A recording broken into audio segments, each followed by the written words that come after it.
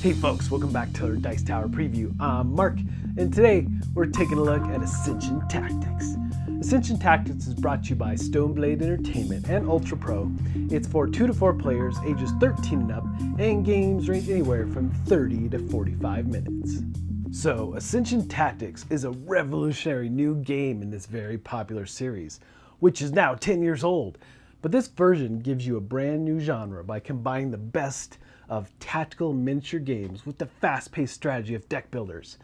Ascension Tactics brings the most iconic characters from the award-winning deck building game to life in highly detailed paintable 3D miniatures.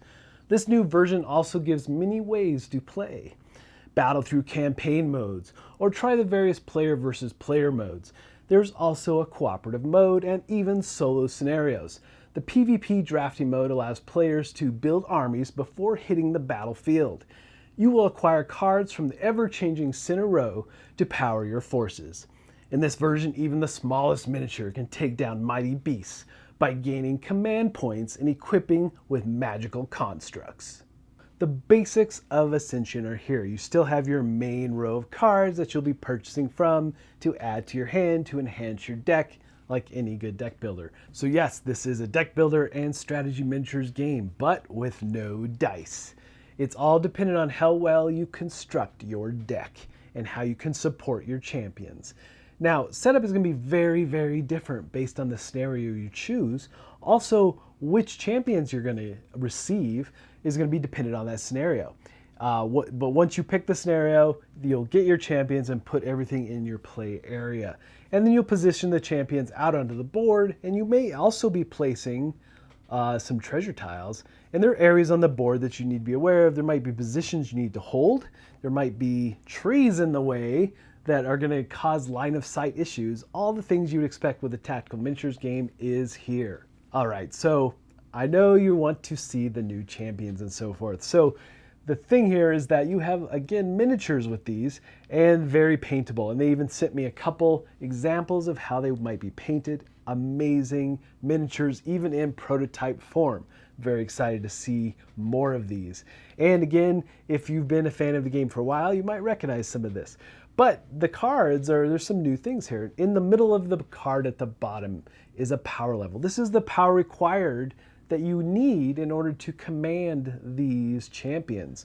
Then to the right of that is the champion's health. To the left of that is their strength. And of course, like any good champion, they all have their own special abilities, along with their champion label, but also what faction they are part of. And at the top of the card is just their name. So the big thing here, though, is that you're going to be deploying, not only working with these cards and augmenting them with constructs, but you're going to be moving them out onto the board. And for the most part, most champions move at a rate of 3 hexes. But again, you have to have power in order to command these champions to get them to move and attack, or attack and move. And those are the basics of what they're doing out into the world. And you'll be controlling areas to get honor points. And that's what the crystals are for now. The red ones are worth 5 and the clear ones are worth 1. So along with this scenario, it's going to determine how many honor points you're going to need in order to win that scenario and so forth. So that's going to be big and crucial things you're doing as you're navigating this world and attacking your fellow players.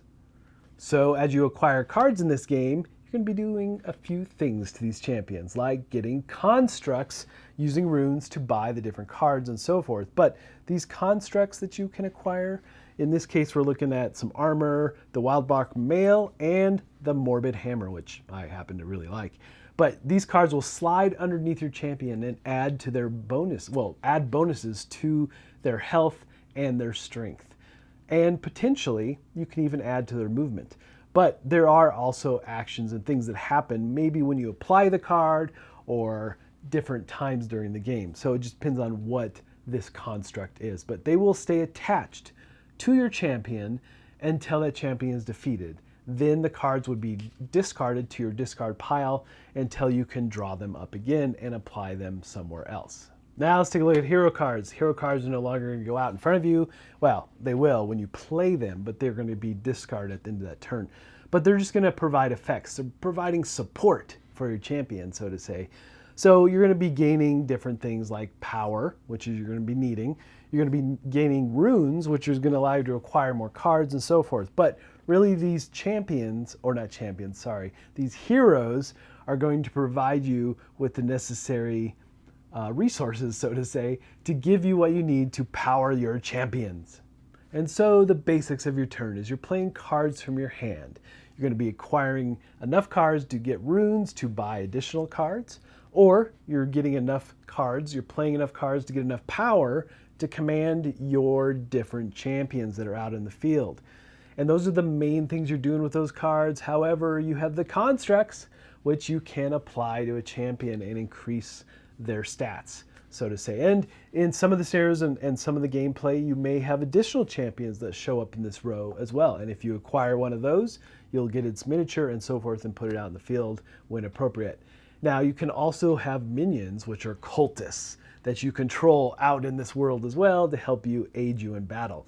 And when you do battle, it is cumulative. So you have to do, it's all or nothing. You have to do the full amount of damage, or all that damage was removed and whoever you're attacking survives. And so the idea here is that you have to hit them hard enough to do equal to or more than their health. And the thing is that every time you attack, you're using your strength value, and that's the value you hit with.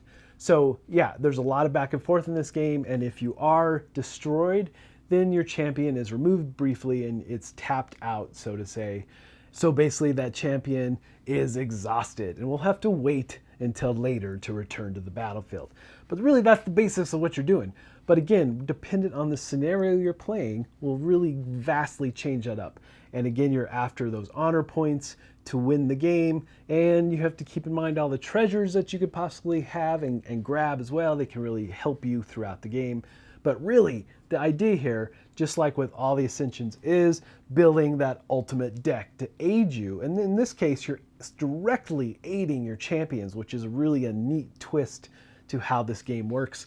I really like adding the constructs to the champions and so forth. And of course, the way the scenario would end would be whoever meets those honor points, or whatever the scenario requires of them to do, would win the game. All right, folks, just a reminder once again, this has been a Dice Tower paid preview, and everything you've seen here has been in prototype form. So keep a close eye on the campaign for any changes that still may occur. Now, this is a really nice twist to the Ascension line of games. Oh man, this is easily going to be my favorite of the Ascension games, I think. And I've already been a fan of this deck builder, so it definitely is something I'm very excited to see, and especially with all the different scenarios and all the possibilities that you get to provide and play in this game. And I'm really, really excited to try out the cooperative mode. But folks, ultimately, if this looks like something that would be of interest to you, I'm sure they'd appreciate your support. So I think that's it from me, and until next time, we'll see you at the table.